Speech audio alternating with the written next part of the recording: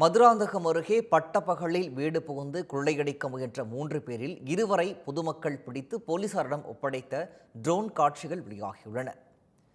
செங்கல்பட்டு மாவட்டம் மதுராந்தகம் அடுத்த வேடவாக்கம் பகுதியைச் சேர்ந்த சலவை தொழிலாளியான பார்த்தசாரதி என்பவர் பணி முடிந்து திரும்பியுள்ளார். அப்போது வீட்டின் முன்பு ஒரு இளைஞரும் வீட்டின் உள்ளே 2 இளைஞர்களும் இருந்துள்ள நிலையில் பார்த்தசாரதி வருவதைக் கண்டு வெளியே இருந்த இளைஞர் இருசக்கர வாகனத்தில் தப்பிச் சென்றுள்ளார். வீட்டின் உள்ளே இருந்த இருவர் பின்பக்க வழியாக சென்று அருகில் இருந்த ஏரியில் பதுங்கியுள்ளனர்.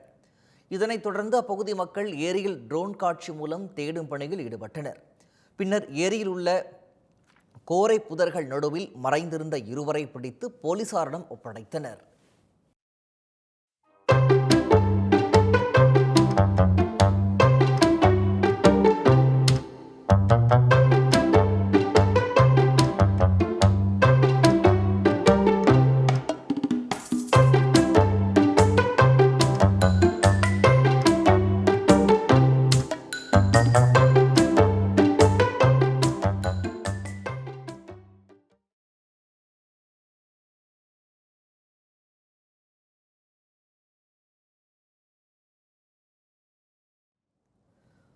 இருவரையும் காவல் நிலையம் அழைத்துச் சென்று போலீசார் விசாரணை மேற்கொண்டனர்.